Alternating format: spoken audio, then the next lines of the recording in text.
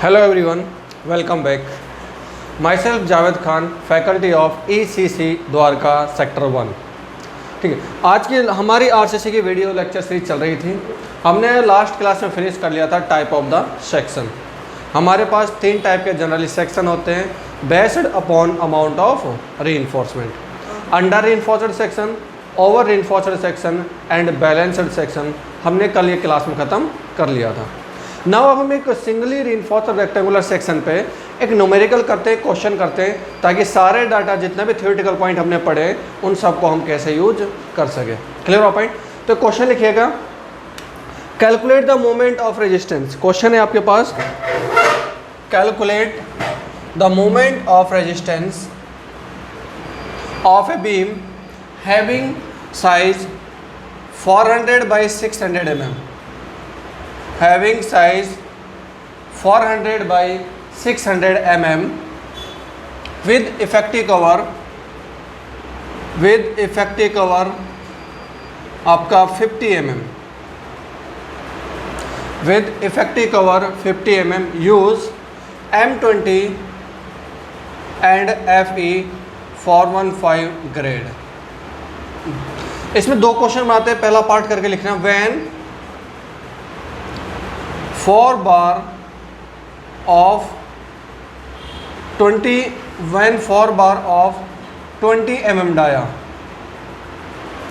When 4 bar of 20 mm dia, पहला question हो गया.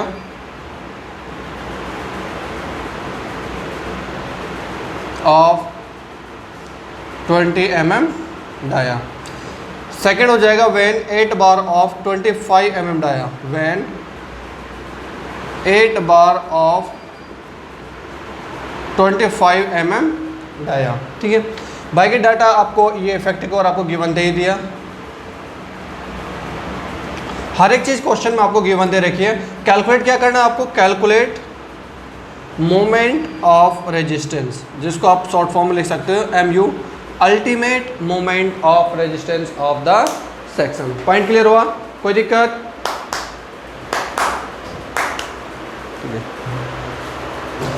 ये वो मैंने कर दिया, वो एडिट हो जाएगा. वो उसको हटाई दो ना, इस वाले चीज़ को. ये मुझे दे दो बटन, इसको हटाई दो आप. यस. क्या कैलकुलेट करना है हमको? कैलकुलेट करना है मोमेंट ऑफ रेजिस्टेंस. नाउ तो सबसे पहले गिवन डाटा सारा कुछ लिखा हुआ है आपका, तो सीधा क्या करते हैं हम? सॉल्यूशन करते हैं.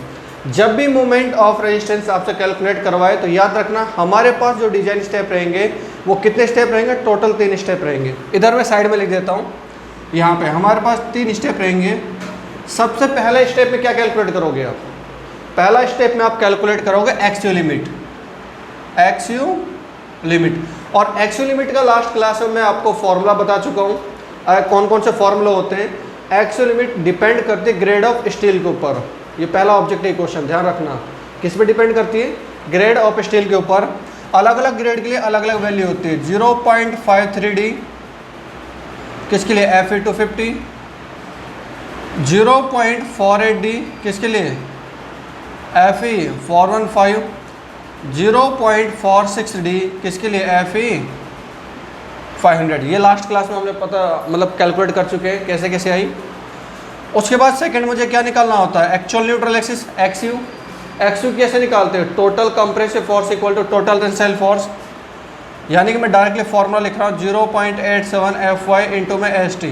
फोर्स निकाला stress into area divide by 0.36 FCK into में B. ठीक है, इसके बाद मुझे ये चेक करना होता है मेरा सेक्शन अंडर रीइंफोर्स्ड सेक्शन है या ओवर रीइंफोर्स्ड सेक्शन है.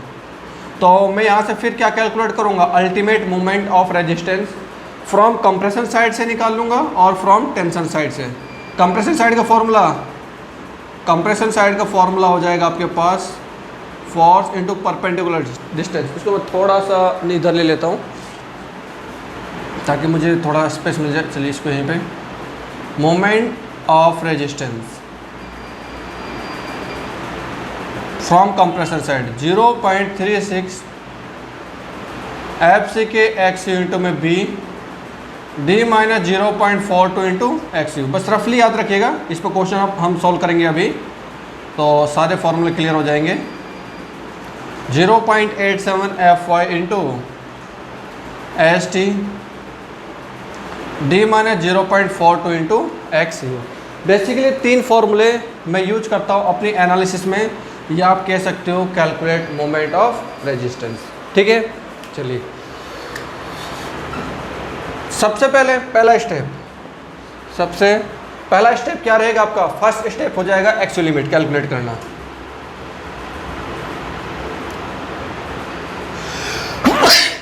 सॉरी,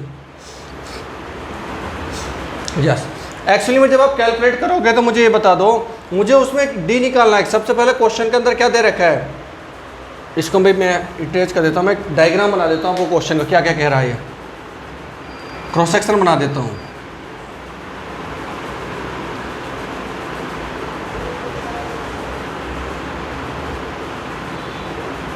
कुछ ऐसा मान के चलिए, पहले वाले की बात करो, मैं पहले एक क्वेश्चन की बात कर रहा हूँ। ये कितना दे रहा है आपको? 400 mm, और ये यहाँ से पूरा दे रखा है आपको 600 mm। नंबर ऑफ बार कितने इसमें? 4। ठीक है, और क्या दे रखा है आपको? ये आपका न्यूट्रल एक्सिस हो जाएगा। और क्या दे रखा है आपको? हाँ, इफेक्टिव कवर दे रखा है, यानी कि यहाँ से लेके ये नीचे वाला डिस्टेंस कितना दे रखा है आपको? 50 mm। जब इफेक्टिव कवर दे रखा है तो आप ये इफेक्टिव डेप्थ निकाल सकते हो क्या?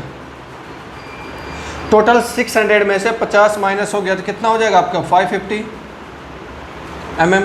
ये डाटा आपको क्या कर रखा है? गिवन दे रखा है। इसमें मैं लिख सकता हूँ यहाँ पे 4 बार है कितने mm के?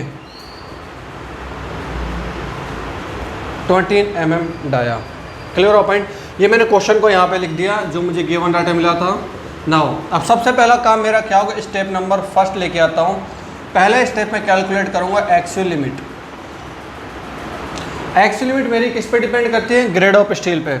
क्वेश्चन में ग्रेड ऑफ स्टील कितना दे दिया? Fe415, और Fe415 के लिए फॉर्मूला कितना हो जाता है?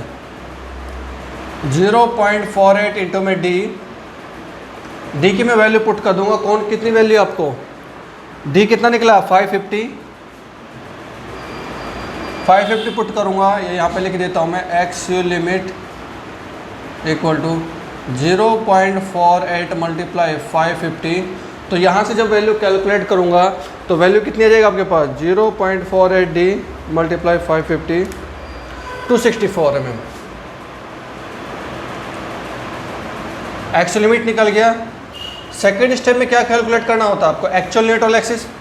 मैं पहले फॉर्मूला लिख देता हूँ, 0.87 एफ वाई इंटू में S T divide by 0.36 F C K into में बी। फॉर्मूला वहाँ पे लिख रखा है, यहीं पे लिख दिया। वैल्यू पुट कर देते हैं एक्स यू 0.87। एफ वाई कितना है? ग्रेड ऑफ स्टील कितना है? 415। और एरिया ऑफ स्टील, देखो एरिया ऑफ स्टील को आप या तो अलग से कैलकुलेट कर लो, जैसे यहाँ पे आप पहले कैलकुलेट कर लो। पहले क्वेश्चन में 4 नंबर ऑफ बार है, कितने mm के हैं? डी स्क्वायर 20 mm का स्क्वायर हो जाएगा। यहाँ से एरिया ऑफ स्टील कैलकुलेट कर लो, कितना हो जाएगा ये वैल्यू? ये वैल्यू हो जाएगा आपके पास पाई इंटू में 20 के स्क्वायर, 4 से 4 कैंसिल आउट हो जाएगा। ये हो जाएगा आपके पास 1256.6 mm स्क्वायर। क्लियर हो पॉइंट? चलिए, क्योंकि 4 से 4 कैंसिल आउट होगा। या फिर आप चाहो तो इसको ऐसे भी कर सकते हो, डायरेक्ट एस टी के यहाँ पे वैल्यू लिख लो। अगर एक लाइन में आंसर निकालना आपको, 4 मल्टीप्लाई पाई बाई 4 इंटू में 20 का स्क्वायर। आप जैसे कंफर्टेबल फील करो आप वैसे एस टी को कैलकुलेट कर सकते हो। एरिया ऑफ स्टील को पहले भी कैलकुलेट कर सकते हो, ठीक है। या एरिया ऑफ स्टील को आप अपने क्वेश्चन में जब आप फॉर्मूला में वैल्यू पुट करो साथ में पुट कर दो, तब भी आपका आंसर सेम आएगा। नीचे 0.36 एफसी के ग्रेड ऑफ कंक्रीट कितना है? M20 multiply B width of the section कितना है? 400। यहाँ से मैं वैल्यू निकाल लेता हूँ। एक्स की वैल्यू मुझे बता दो कैलकुलेट करने के बाद कितनी आ रही है। एक्स की वैल्यू आ जाएगी आपके पास 0.87 मल्टीप्लाई 415 मल्टीप्लाई पाई और मल्टीप्लाई 20 का square. Divide by whole value 0.36 multiply 20 multiply 400। तो यहाँ से जो वैल्यू आ रही है वो वैल्यू आ रही है आपके पास 150, इधर लिख देता हूँ मैं 157.5 mm। ठीक है, आपके पास क्या निकल गया, एक्स लिमिट निकल गया, एक्स निकल गया, दोनों चीज़ें मुझे निकल गई। लिमिटिंग या maximum depth of neutral axis, actual depth of neutral axis, दोनों चीज़ कैलकुलेट करने के बाद आपको कैलकुलेट करना होता है मोमेंट ऑफ रेजिस्टेंस। क्वेश्चन ही आता है मोमेंट ऑफ रेजिस्टेंस आप कंप्रेसर से कैलकुलेट करोगे या किससे कैलकुलेट करोगे, टेंशन से। तो इन सब चीज़ों को पता लगाने के लिए आपको टाइप ऑफ सेक्शन में जाना है, आपको चेक करना है कि ये वाला सेक्शन अंडर रीइंफोर्स्ड सेक्शन है या ओवर रीइंफोर्स्ड सेक्शन है। ठीक है, तो मैं यहाँ पे चेक करता हूँ। चेक करने के लिए मैंने क्या बताया था आपको, एक्सयू लिख लो। एक्सयू को देखो, लेस देन आपके पास एक्सयू लिमिट है या मोर देन एक्सयू लिमिट है। मेरे पास क्या हो गया, लेस देन हो गया एक्सयू लिमिट। अगर लेस देन की वैल्यू आ गई तो आपके पास कौन सा सेक्शन हो गया, अंडर रीइंफोर्स्ड सेक्शन। और अंडर रीइंफोर्स्ड सेक्शन में मोमेंट ऑफ रेजिस्टेंस आप कैलकुलेट करते हो फ्रॉम कंप्रेशन साइड। तो moment of resistance calculate from compression side. जब कंप्रेशन साइड से कैलकुलेट करोगे, फॉर्मूला कंप्रेशन साइड का लगा दो 0.36 एफ सी के एक्स इंटू में बी इंटू में D minus 0.42 into X you. Point clear हो गया, कोई दिक्कत ना हो। इसके बाद जब मोमेंट ऑफ रेजिस्टेंस आप कैलकुलेट करोगे, वैल्यू पुट कर देता हूँ 0.36 एफ सी के कितना आपके पास 20 और एक्स यू की वैल्यू कितनी दे रखी है, एक्स यू कितना है 157.5, बी कितना आपके पास 400 मल्टीप्लाई डी इफेक्टिव डेप्थ कितना दे रखा है 550, 0.42 एक्स यू 157.5। तो यहाँ से moment of ultimate moment of resistance की वैल्यू निकल जाएगी। वैल्यू निकाल लेते हैं, पुट कर लेते हैं 0.42 मल्टीप्लाई 157.5।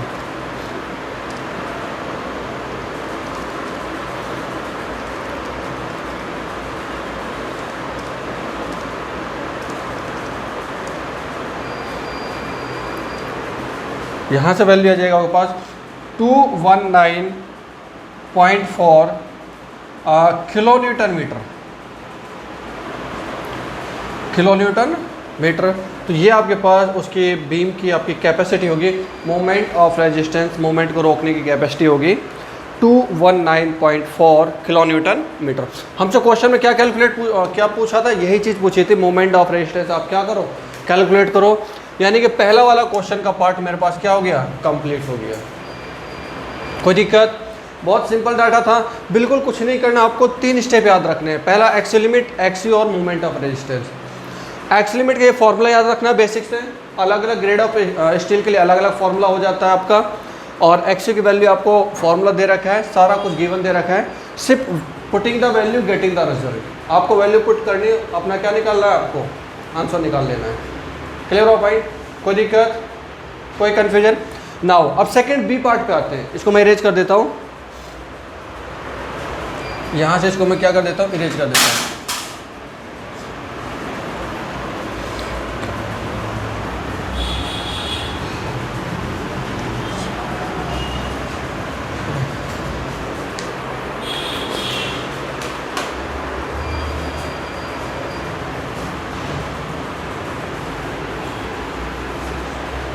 अब सेकंड वाला पार्ट में देखिएगा, डायग्राम वही था, बस नंबर ऑफ बार कितने हो गए, 8 हो गए। कितने हो गए, 3 और 3 6 7, एक को लगा देते हैं 8 नंबर ऑफ बार हो गई आपके पास। कितने mm की, 25 mm की। आप चाहो तो एरिया पिस्टल पहले कैलकुलेट करो, 8 number of by pi by 4 into में 20 का स्क्वायर। ठीक है, तो यहाँ से वैल्यू में पहले कैलकुलेट कर लेता हूँ, वैल्यू कितनी निकल जाएगी, 2 मल्टीप्लाई पाई मल्टीप्लाई 20 का स्क्वायर 2513.2 mm स्क्वायर। ये आपके पास एरिया पे से निकल गया। ठीक है, और इफेक्टिव डेप्थ आपका सेम रहेगा, कोई भी चेंज नहीं होगा। अगेन मैं निकालता हूँ, सबसे पहले देखो ध्यान से क्या कैलकुलेट कर लेता हूँ मैं, एक्स लिमिट और एक्स लिमिट किस पे डिपेंड करता है? ओनली ग्रेड ऑफ स्टील पे। ग्रेड ऑफ स्टील तो सेम ही था ना, वो थोड़ी ना चेंज हुआ है। तो आपके पास एक्स लिमिट की वैल्यू मैं लिख देता हूँ 0.48 इंटू में डी। डी कितना 550, वैल्यू अभी आपने निकाला था 264 mm। इसमें कोई भी चेंजेस नहीं होगा, सेम रहेगा। Now actual neutral axis. Actual neutral axis का formula 0.87 FY/ST divide by 0.36 FCK 0.36 FCK into में B। ये फॉर्मूला हो जाएगा। वैल्यू पुट करते हैं 0.87 FY कितना आपका 415। एरिया पेशियल कितना था इस वाले का 2513.2 डिवाइड बाई 0.36 मल्टीप्लाई FC के कितना है 20 और B कितना आपके पास 400। ठीक है, तो इसको कैलकुलेट कर लेते हैं, एक बार वैल्यू देख लेते हैं कितनी आ रही है आपकी। 0.87 wait 0.87 multiply 415 multiply 2513.2 divide by 0.36 multiply 20 multiply 400, तो वैल्यू फाइनली आपके पास आ गई 315.06 mm। ठीक है, नाउ मुझे क्या चेक करना होता है, मेरा सेक्शन अंडर रेनफोर्स्ड सेक्शन है या ओवर रेनफोर्स्ड सेक्शन है। तो एक्सयू में चेक कर रहा हूँ, एक्सयू मेरे पास एक्सयू लिमिट से कम है कि ज़्यादा है? इस बार क्या हो गया, ज़्यादा हो गया। तो कौन सा सेक्शन हो गया आपका over reinforced section. Over reinforced section. अब ओवर रेनफोर्स्ड सेक्शन के लिए देखिएगा ध्यान से, यहाँ पे एक नोट करके कुछ पॉइंट बताता हूँ मैं आपको। इफ़ नोट करके लिख देता हूँ फिर एक्सप्लेन करता हूँ मैं। If X is more than X limit then section is over reinforced section. hence stress hence actual neutral axis is lies between actual neutral axis of the section of this section is lies between x limit and xu। जो इसकी जो neutral axis होगी ना इस वाले section और reinforced section की, वो एक्सयू और एक्सयू लिमिट के बीच में कहीं लाई करेगी। क्लियर हो पॉइंट? बीच में कहीं लाई करेगी। क्यों करेगी? Because of stress in steel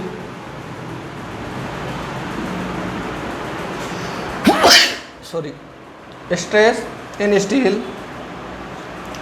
is less than 0.87 FY। इस वजह से बेसिकली मेरे पास क्या होगा, ये आपका कम लेस देन होगा 0.87 FY से। देन आफ्टर जो आपके पास न्यूट्रल एक्सिस लाई करेगी कहाँ पे, एक्सयू और एक्स लिमिट के बीच में। चलिए, तो यहाँ पे अपने पास वैल्यू लिख ली। ये पॉइंट समझ में आया? पहले समझते हैं फिर आगे लिखता हूँ मैं पॉइंट। जो मेरा ओवर रेनफोर्स्ड सेक्शन हो गया, मैंने जो कल की क्लास में आपको बताया था, ओवर रेनफोर्स्ड सेक्शन के अंदर जो स्ट्रेन होता है कंक्रीट स्टील का, वो अपनी परमिसिबल वैल्यू तक नहीं पहुँचता। उससे पहले क्या हो जाता है, फेल हो जाता है। जब परमिसिबल यानी कि इतनी स्ट्रेस को वो यूज नहीं कर पा रहा है, उससे पहले फेल हो जा रहा है। इसका मतलब क्या हो रहा है कि जो आपके पास एक्सयू की वैल्यू है वो कहीं ना कहीं इन दोनों के बीच में क्या करेगी, लाई करेगी। ठीक है, रफली याद रखिएगा।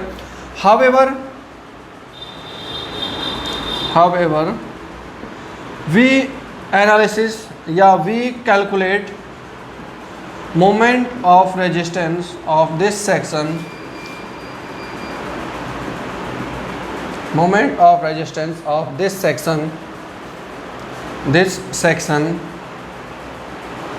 from limiting moment of resistance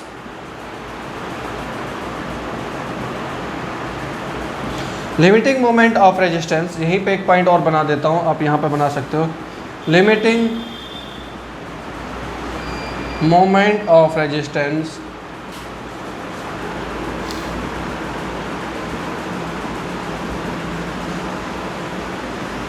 is, या इसमें ऐसे लिख सकते हो, moment of resistance of this section,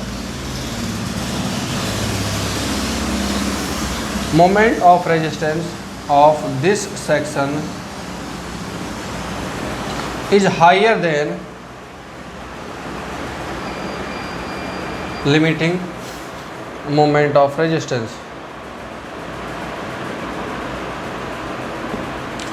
limiting moment of resistance, ये पॉइंट याद रखिए, दोबारा सुनेगा ध्यान से, अच्छे से समझते हैं पॉइंट को। देखो मेरे पास जब ओवर रीइंफोर्स्ड सेक्शन होता है, तो ओवर रीइंफोर्स्ड सेक्शन के अंदर आईएस जनरली मेरे पास आईएस कोड बोलता है कि जो एक्चुअल न्यूट्रल एक्सिस की अगर मैं बात करूँ वो मेरे पास डिफाइन नहीं होता है, इसमें वो मैं नहीं निकाल सकता हूँ, बिकॉज ऑफ यहाँ पे जो स्ट्रेस की जो वैल्यू है ना, स्टील की वैल्यू, वो लेस देन होती है किससे, 0.87 Fy से। कितनी लेस देन है ये मुझे नहीं पता, वो लेस देन होती 0.87 से। इसलिए जो मेरे पास एक्चुअल न्यूट्रल एक्सिस जो यहाँ पे आएगा इस सेक्शन का, वो एक्सयू और एक्सयू लिमिट के बीच में कहीं लाई करेगा, मुझे नहीं पता कहाँ लाई करेगा। उसको निकालने के लिए ट्रायल एंड एरर मेथड्स होते हैं, बहुत सारे स्टेप चलते हैं, उनकी मुझे यहाँ पे ज़रूरत नहीं है, ठीक है। फिर आईएस कोड बोलता है कि आपको क्या करना पड़ेगा, ये चीज़ कैलकुलेट करनी पड़ेगी, ये चीज़ आपको निकालनी पड़ेगी। तो आपका जब निकालोगे तो आप इसको कैलकुलेट करो मोमेंट ऑफ रेजिस्टेंस को, किससे, लिमिटिंग मोमेंट ऑफ रेजिस्टेंस से। लिमिटिंग मोमेंट ऑफ रेजिस्टेंस कुछ नहीं होता, जो मोमेंट ऑफ रेजिस्टेंस है ना, उसी में जो आपके पास ये वैल्यू थी, एक्सयू की वैल्यू को एक्सयू लिमिट पुट कर दो, एक्सयू की वैल्यू को क्या पुट कर दो, एक्सयू लिमिट पुट कर दो, वहाँ से जो मोमेंट ऑफ रेजिस्टेंस निकलेगा उसको मैं बोलता हूँ लिमिटिंग मोमेंट ऑफ रेजिस्टेंस। अभी कैलकुलेट करूँगा, बताऊँगा उसको, ठीक है। बट आपको इन जनरल केस में कभी पूछ लिया जाए कि जो moment of resistance of this section, इस सेक्शन का हायर देन होता है लिमिटिंग मोमेंट ऑफ रेजिस्टेंस, ठीक है। जो एक्चुअल मोमेंट ऑफ रेजिस्टेंस इस सेक्शन का, वो लिमिटिंग से क्या होता है, ज़्यादा होता है, बट मैं कैलकुलेट क्या करता हूँ, limiting moment of resistance. Limiting moment of resistance nothing but, लिख ही देता हूँ मैं इसको,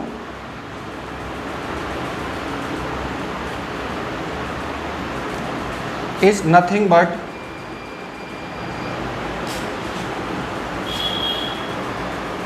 XU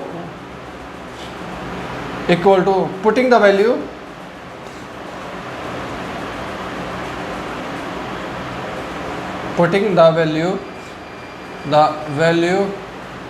of XU equal to किसके बराबर, एक्सयू लिमिट। एक्सयू की जगह क्या पुट कर दो आप, एक्सयू लिमिट पुट कर दो, जो मोमेंट ऑफ रेजिस्टेंस आएगा उसको आप बोलोगे लिमिटिंग मोमेंट ऑफ रेजिस्टेंस, ठीक है। चलिए यहाँ पे देखता हूँ, मैं एक डाटा निकाल लेता हूँ, मैं इसको आगे यहाँ पे सोल्व कर लेता हूँ।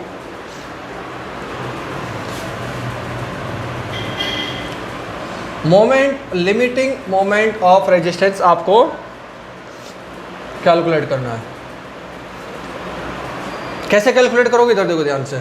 जो मोमेंट ऑफ रेजिस्टेंस था ना, ये वाला कौन सा, कंप्रेशन का, 0.36 FCK XU B ब्रैकेट में D minus 0.42 into X you. तो जहाँ जहाँ पे आपके पास एक्स था वहाँ पे क्या पुट कर दो आप, एक्स लिमिट पुट कर दो, ठीक है। जब एक्स लिमिट आप पुट करोगे तो फॉर्मूला क्या बन गया आपके पास,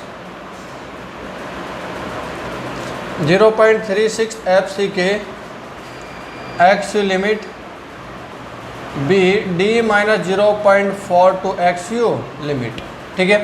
तो वैल्यू पुट कर दीजिएगा यहाँ पे, जो वैल्यू पुट करोगे 0.36 FCK कितना है आपको 20, एक्स लिमिट की वैल्यू कितनी थी, एक्स लिमिट 264, बी कितना था आपके पास, B width of the section 400, D कितना था आपके पास 550, 0.42 इंटू में 157.5। तो यहाँ से आपके पास जो मोमेंट ऑफ रेजिस्टेंस आपका जो कैलकुलेट होगा वो कौन सा, ये यहाँ पे तो सिर्फ मैं मोमेंट ऑफ रेजिस्टेंस लिख देता हूँ, ultimate moment of resistance limiting लगा देता हूँ, ठीक है। वो वैल्यू कितनी आएगी उसको कैलकुलेट कर लेते हैं एक बार। 0.36 multiply 20 multiply 264 multiply 400 multiply 550 multiply 0.42, इसको माइनस करेंगे 157.5, तो ये वैल्यू आपके पास आ जाएगी 367.8 किलो न्यूटन मीटर, ये वैल्यू आ जाएगी। एक बार इस वैल्यू को मैं दोबारा क्रॉस चेक कर लेता हूँ। 0.36 multiply 20 multiply 264 multiply 400 760,320 550 minus 0.42 wait 0.42 157.5 760,320, ठीक है। 367.8 ये आपके पास वैल्यू निकल गई मोमेंट ऑफ रेजिस्टेंस की।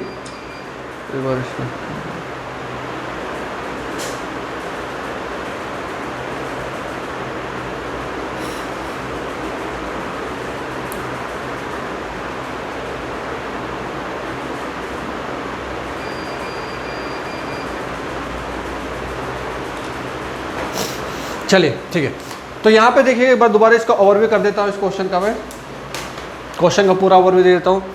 सेकंड वाला, पहला वाला तो बहुत आसान है, आप सीधा कर लो। जो सेकंड वाला था मेरे पास साइज दिया हुआ था 400 बाई 600 mm, ठीक है। यहाँ पे आपके पास वैल्यू दे दी, आपका इफेक्टिव कवर दे दिया 50, तो इफेक्टिव डेप्थ निकाल लिया तो मेरे पास आ गया 550 mm, ठीक है। मैंने AST पहले कैलकुलेट कर लिया, मेरे पास AST रफली कुछ निकल गया 2513.2 mm²। नाउ अब मुझे क्या कैलकुलेट करना है, एक्स लिमिट कैलकुलेट करना है। एक्स लिमिट जब मैंने कैलकुलेट किया तो मेरे पास एक्स लिमिट का फॉर्मूला होता था 0.48 इंटू में डी। मैंने डी की वैल्यू पुट किया और फाइनली मेरा आंसर आ गया 264 mm। उसके बाद मैंने एक्स यू कैलकुलेट करना था, एक्स यू वैल्यू पुट किया, वैल्यू पुट करने के बाद वैल्यू आ गई मेरे पास 315.06 mm, ठीक है। जब मैंने इन दोनों को चेक किया, मैंने चेक किया कि मेरा सेक्शन अंडर है या ओवर है, तो सेक्शन कौन सा निकल गया, over reinforced section. Over reinforced section को आप परमिट नहीं करते हो डिजाइनिंग। मैंने बताया था क्यों नहीं करते हैं, क्योंकि ओवर रिइंफोर्स्ड सेक्शन का सडन फेलियर होने के चांसेस ज़्यादा होते हैं। वो एकदम से क्या होता है, बिटल फेलियर होता है उसमें, क्योंकि कंक्रीट उसमें पहले फेल करती है, ठीक है। तो फिर भी कुछ पॉइंट और इम्पोर्टेंट पॉइंट थे यहाँ पे जो आपके निकल के आते हैं। पहला पॉइंट निकल के आता है एक्स इज मोर देन, अगर एक्स लिमिट है तो सेक्शन ओवर रिइंफोर्स्ड सेक्शन हो जाएगा। तो इस केस में इस सेक्शन का जो अगर न्यूट्रल एक्सिस आप निकालना चाहोगे फेलियर के टाइम पे, वो बेसिकली इन दोनों के बीच में लाई करेगा, कहीं पे एक्स और एक्स लिमिट के बीच में क्या करेगा, वो लाई करेगा। लेकिन अगर आपको कैलकुलेट करना है मोमेंट ऑफ रेजिस्टेंस, तो हम इसको कैलकुलेट करते हैं from limiting moment of resistance से। Limiting moment of resistance nothing but X की वैल्यू को एक्स लिमिट पुट कर दो, जो मोमेंट ऑफ रेजिस्टेंस आएगा उसको बोलोगे आप limiting moment of resistance. Clear हो पॉइंट? चलिए, तो यहाँ पे देखिएगा ध्यान से, मोमेंट ऑफ रेजिस्टेंस। एक पॉइंट और याद रखा, जो इस सेक्शन का मोमेंट ऑफ एक्चुअल जो मोमेंट ऑफ रेजिस्टेंस आएगा, ठीक है, यानी कि जो आता वो आपका बेसिकली हायर होता है लिमिटिंग मोमेंट ऑफ रेजिस्टेंस। हमने तो क्या निकाला है, लिमिटिंग मोमेंट ऑफ रेजिस्टेंस निकाला है। इससे ज़्यादा इस सेक्शन की कैपेसिटी है, इससे ज़्यादा क्या है इस सेक्शन की कैपेसिटी है, तो moment of resistance of this section is higher than limiting moment of resistance. हमारे पास जो फॉर्मूला होता था बेसिकली उस फॉर्मूले को हमने लिख लिया फ्रॉम कंप्रेशन साइड। तो एक्स की वैल्यू को एक्स लिमिट अगर मैं पुट कर दूंगा तो मेरे पास जो मोमेंट ऑफ रेजिस्टेंस आएगा वो कौन सा आएगा, लिमिटिंग मोमेंट ऑफ रेजिस्टेंस। और limiting moment of resistance finally मैंने क्या कर लिया, इसको यहाँ पे कैलकुलेट कर लिया। क्लियर हो पॉइंट? आई होप सभी के पॉइंट क्वेश्चन समझ में आया होगा, ठीक है। अब कोई भी क्वेश्चन आ जाए आपको बस 3 स्टेप याद रखने हैं, x U limit, x you moment of resistance. Clear हो पॉइंट? तो एक नेक्स्ट क्वेश्चन लिखिएगा, एक क्वेश्चन मैं आपको बोल देता हूँ, आप लिखिएगा calculate moment of resistance of a beam having size 300 mm by 550 mm and effective cover is 35 mm with 5 number of bar is used 5 number of bar of 20 mm dia is used in the section. Use M20 and FE 250 grade of concrete. ठीक है, तो सारा data आपको दे रखा है, आपको क्या करना है, क्वेश्चन को सॉल्व करना है और इसी पैटर्न पर सॉल्व करना है। सेम चीज़ यही रहेगी, सॉल्व करके आप अपना मोमेंट ऑफ रेजिस्टेंस कैलकुलेट कर लीजिए। क्लियर हो पॉइंट? कोई दिक्कत? इसको इरेज कर देता हूँ मैं।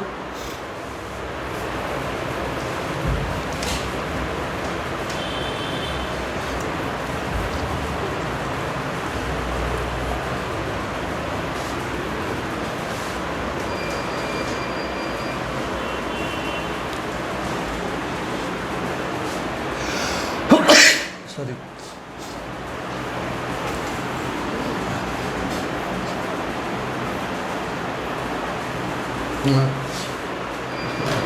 सर इसको पॉज दीजिएगा, पॉज दीजिएगा। हाँ इसको तो क्लोज कर दो, नेक्स्ट